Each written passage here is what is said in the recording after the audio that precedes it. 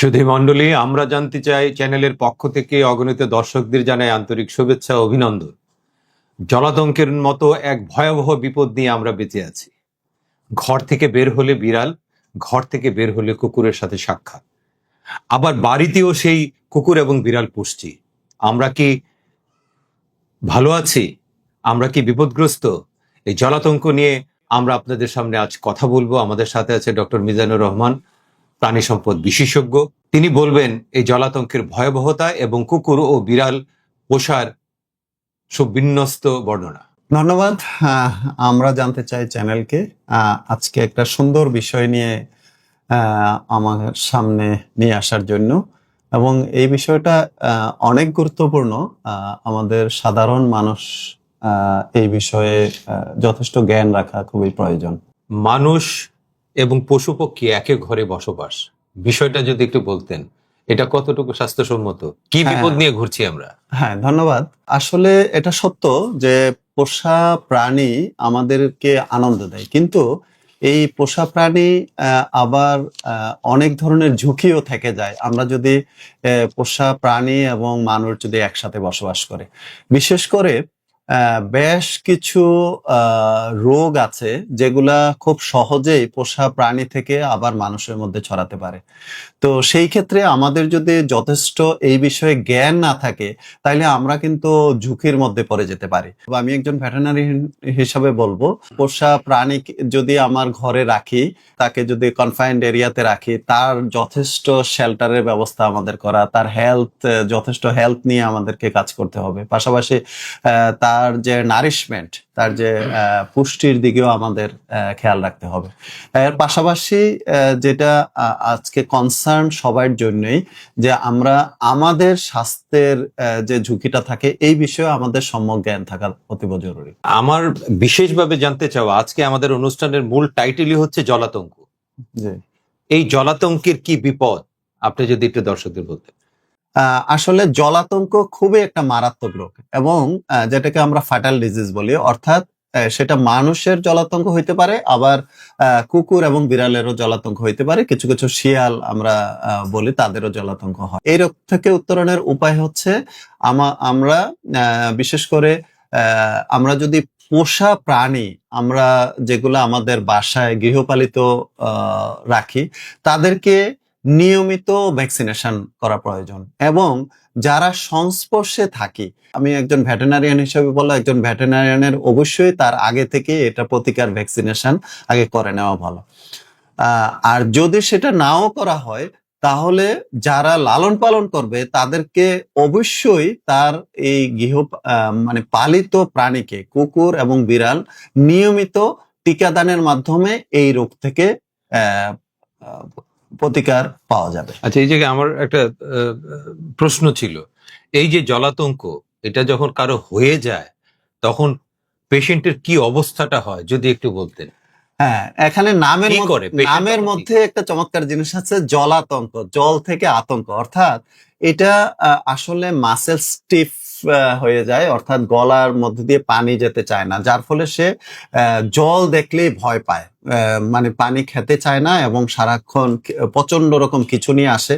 আমরা সাধারণত যদি কোনো ভিডিওতে দেখতে পাই যে তার হাত পা বেঁধে রাখে হসপিটালে, এবং তার সংস্পর্শেও কিন্তু মানুষকে যাওয়া নিষেধ। তো সুতরাং আমি বলবো একমাত্র জলাতঙ্ক থেকে বাঁচার উপায় হচ্ছে পোষা প্রাণীকে নিয়মিত ভ্যাকসিন প্রদান করা। আচ্ছা, আরেকটা বিষয় জানার ছিল, আমরা যারা বাসায় আপনার পেট অ্যানিমেল আমরা যারা পুষি এবং রাস্তায়ও থাকে, এবং এগুলো তো লালা হয় বিড়াল এবং কুকুরের, এই লালার থেকে কি হতে পারে? রাস্তার কুকুর এবং বাসার কুকুর আমরা এভাবে পার্থক্য করি, অর্থাৎ রাস্তার কুকুরকে আসলে তাকে পর্যাপ্ত ভ্যাকসিনেশন বা এই ধরনের প্রতিকারমূলক কোনো ব্যবস্থা নেওয়া হয় না, কিন্তু পোষা প্রাণীকে আমরা জানি যে তাদেরকে কি কি ভ্যাকসিন দেওয়া হয়েছে, সেগুলার মধ্যে তার অ্যান্টিবডি তৈরি হয়েছে কিনা সেগুলো পরীক্ষা করার ব্যবস্থা আছে, যার ফলে আমরা এমন ভাবে আমাদের কুকুর এবং বিড়ালকে লালন পালন করব যাতে রাস্তার কুকুরের সাথে সংস্পর্শে না যায়।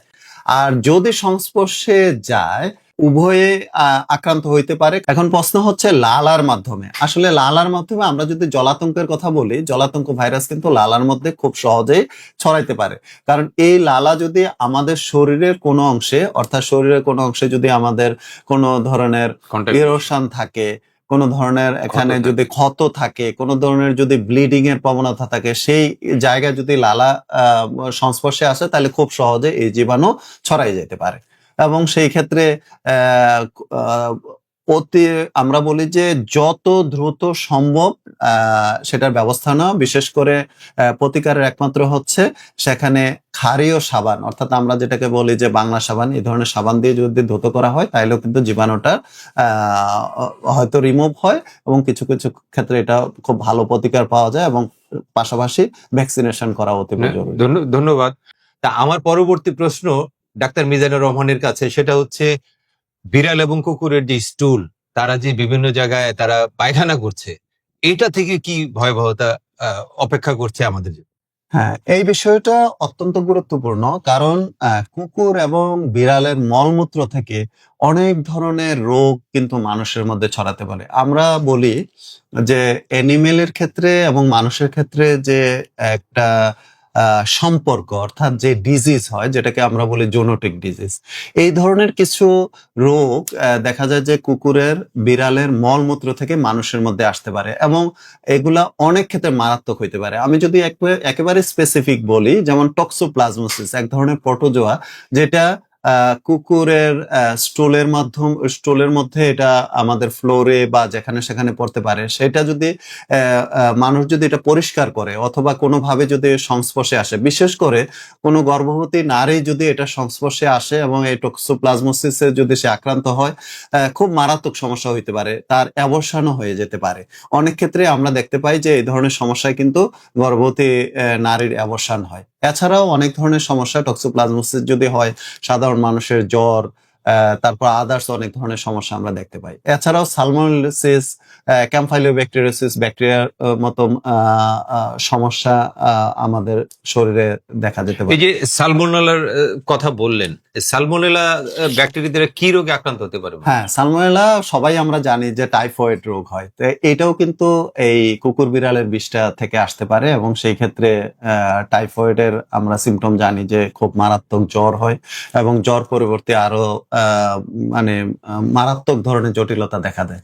তো সেটা থেকে বাঁচার একমাত্র উপায় হচ্ছে আমরা একটা কুকুর এবং বিড়ালকে আমরা কিভাবে হ্যান্ডেল করব, কিভাবে তাকে পরিচর্যা করব, কিভাবে আমরা তাকে সুস্থ রাখবো, এবং নিয়মিত পরিচর্যা করা, তাকে হেলথ বিষয়ে তার পরিচর্যা করা, এই বিষয়গুলো আমাদের জানা অতি এই প্রয়োজন। কুকুর বিড়ালের বিষটা থেকে কি প্যারাসাইটিক, অর্থাৎ আপনার কৃমি হতে পারে? হ্যাঁ, কি কি ধরনের কৃমি হতে হ্যাঁ, পারে? ওইটাই কৃমি। আমি যেটা বলছিলাম যে টক্সোপ্লাজমোসিস, এটাই কিন্তু কৃমি। এটা হচ্ছে পুরো এক ধরনের প্যারাসাইট, যেটা আসলে বিষটার মধ্যে ছড়াই যেতে পারে, যেটা খুব সহজে মানুষে এটার আক্রান্ত হইতে পারে।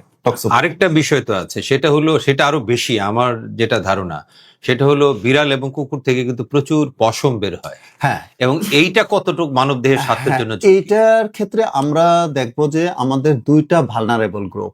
নাম্বার ওয়ান হচ্ছে আমাদের শিশুরা, দ্বিতীয়ত হচ্ছে আমাদের বাসায় যদি কোনো বৃদ্ধ আমাদের বাবা মা থাকে, দাদা দাদি থাকে। এছাড়াও কারো যদি হিস্ট্রিক্যালি তার অ্যালার্জির সমস্যা বা হাঁপানির সমস্যা থাকে, তাহলে এটা খুবই মারাত্মক আকারে দেখা যায়। কারণ আমরা সাধারণত এমনি দেখতে পাই যে বিড়ালের পশম হয়তো আমার হাতে কিছু লাগতেছে, কিন্তু এগুলো কিন্তু আস্তে আস্তে আমরা যদি সারাদিন দেখি যে কি পরিমাণ পশম ঝরছে, দেখি যে অনেক পশম, এবং খুব সহজে এটা আমাদের ফুসফুসে অ্যাটাক করতে পারে, যেটা আরো মারাত্মক এই ডিজিজকে আরো ত্বরান্বিত করতে পারে।